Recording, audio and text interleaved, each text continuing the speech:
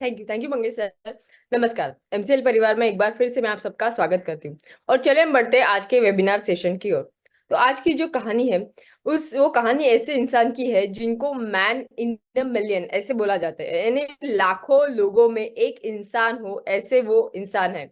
Apart from that वो ऐसे एक ऐसे इंसान की कि भले ही वो स्कूल ड्रॉप आउट हो, जिन्होंने स्कूल भी कंप्लीट न किया हो, लेकिन इन्होंने ऑटोमोबाइल जो एरिया है वहां पे मरीन लाइफ जो एरिया है, मरीन इंजीनियरिंग, ऑटोमोबाइल इंजीनियरिंग, इस एरिया में ऐसा काम किया है कि शायद कोई रिसर्चर भी वो काम न कर पाए। तो आज की जो कहानी है वो है man in a million, Ali Manik फन की।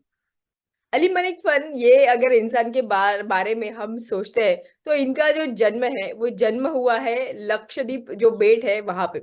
जन्म होने के बाद में जैसे ही उन्होंने आंखें खोली, अपने चारों ओर पूरा समुंदर देखा और उनका जो रुचि है वो नेचर में तब से ही पैदा हुआ। लेकिन उनके घर वाले ने उनको स्कूलिंग के लिए केरला भेजा। केरला में वो कुछ ही स्टैंडर्ड तक स्कूल में पढ़े, लेकिन उनका मन वहां लग ही नहीं रहा था। उनको ऐसे लग रहा था कि शायद मैं किसी और चीज के लिए पैदा हूं और मैं ये काम नहीं कर सकता। वो स्कूल छोड़ के अपने जो घर पे है वहां पे रिटर्न आ गए। वहां पे आ जाने के बाद में उन्होंने जो कुछ काम मिला वो करना स्टार्ट कर दिया। जैसे कि वहां पे लाइट हाउस था, तो लाइट हाउस में उन्होंने एक एज अ ऑफिस बॉय करके, ऑपरेटर बॉय करके जो काम मिला वो उन्होंने शुरू किया। धीरे धीरे करके सीएमआरआई यानी central of marine research institute, वहां पे उनको एज अ असिस्टेंट करके काम मिला।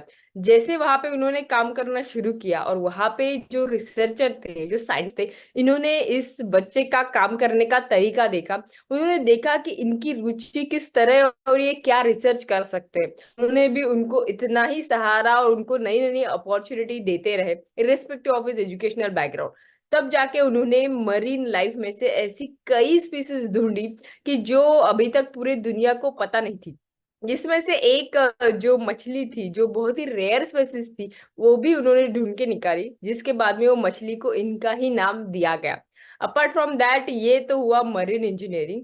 लेकिन उसके बाद में उनके लाइफ में एक ऐसा इंसिडेंट आया जो जिसने उनकी पूरी लाइफ चेंज कर दी। वो ये थी कि टीम सेवेरिन करके एक एक्सप्लोरर है, सी एक्सप्लोरर, जो कि बहुत ही वर्ल्ड ओन फेमस ऐसे एक्सप्लोरर है, जिनको जो सिंदबाद वोएज है, जो कि हिस्टोरिकल वोएज है, उनको फिर से वो सी का वोएज कंप्लीट करना था। लेकिन उनको उसको वही बोट में करना था जिस बोट में वो मेंशन है, यानी एक ऐसा बोट जो बोट 100% नेचुरल मटेरियल से बना हुआ है और जिसमें एक खिला यानी एक जो नेल यूज करते हैं वो नेल भी नहीं, यानी 1% भी मेटल यूज नहीं हुआ है।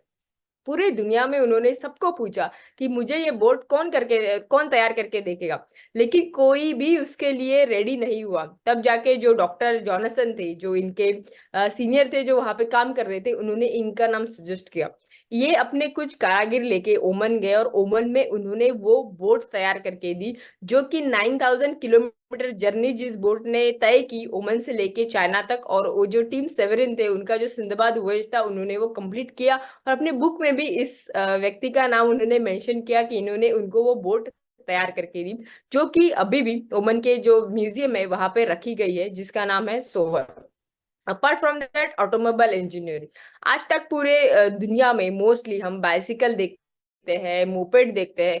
वो बैक एंड जो व्हील है, यानी जो रियर व्हील है, उसके बेस पे डिपेंड है। इन्होंने फर्स्ट टाइम ऐसा बाइसिकल बनाया जो कि फ्रंट व्हील है उसके ऊपर बेस्ड है, और ये दुनिया में पहले इंसान है जिन्होंने इसका पेटेंट भी अपने नाम पे किया।